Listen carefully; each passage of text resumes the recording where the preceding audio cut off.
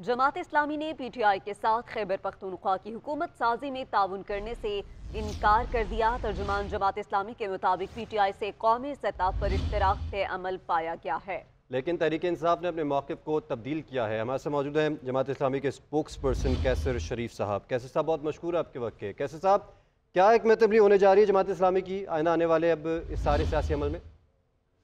देखिए, ये पीटीआई और जमात इस्लामी का मामला गुज़श्ता 6 दिन से ये चल रहा था। उसमें पीटीआई ने इब्तदा जब जमात इस्लामी की क़यादत से राब्ता किया तो उसमें इब्तदाई तौर पर अमीर जमात इस्लामी सिराजुल हक साहब ने एक जो है उनको गैर मशरूत इस हवाले से पैगाम दिया और दोनों की अंडरस्टैंडिंग से दोनों तरफ से जो हैं वो कमेटियां बनाई गई। जमात इस्लामी ने लियाकत बलोच साहब जो नायब अमीर हैं जमात इस्लामी के, उन सरबराही में कमेटी बनाई जिसमें प्रोफेसर मोहम्मद इब्राहिम साहब और अनैसा खान साहब शामिल थे।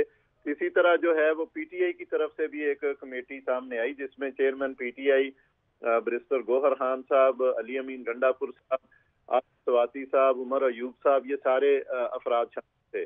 टेलीफोन पर इब्तदाई गुफ्तगू में ये मामलात उनकी तरफ से इस ख्वाहिश का इजहार किया गया था कि वो कौमी सतह पर और केपी में जमात इस्लामी से इत्तेहाद करना चाहते हैं। लेकिन जब गुज़श्ता रोज इस्लामाबाद में इन दोनों कमेटियों की जिम्मेदारान की मीटिंग हुई तो उसमें उनकी तरफ से इस ख्वाहिश का इजहार किया गया कि वो सिर्फ केपी में जमात इस्लामी के साथ इत्तेहाद बनाना चाहते हैं, जिस पर जमात इस्लामी ने उनसे मुशावरत के लिए वक्त मांगा था।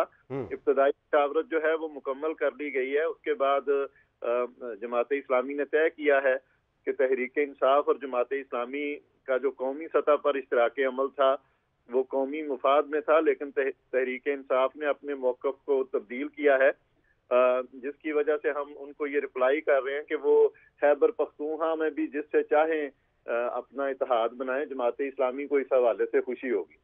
तो कैसर साहब, अभी हतमी तौर पर यह वाज़ेह कर दिया गया है जमात इस्लामी की जानिब से अब केपी में इत्तेहाद नहीं किया जाएगा तहरीक इंसाफ के साथ?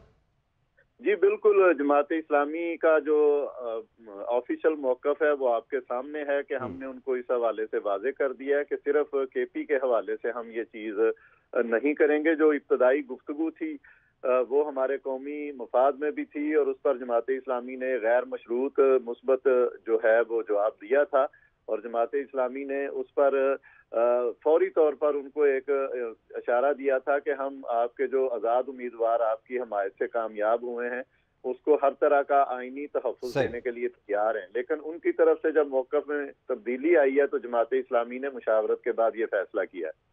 तर्जुमान जमात इस्लामी कैसर शरीफ साहब GNN को वक्त दे रहे थे। सर, आपके वक्त का बहुत शुक्रिया।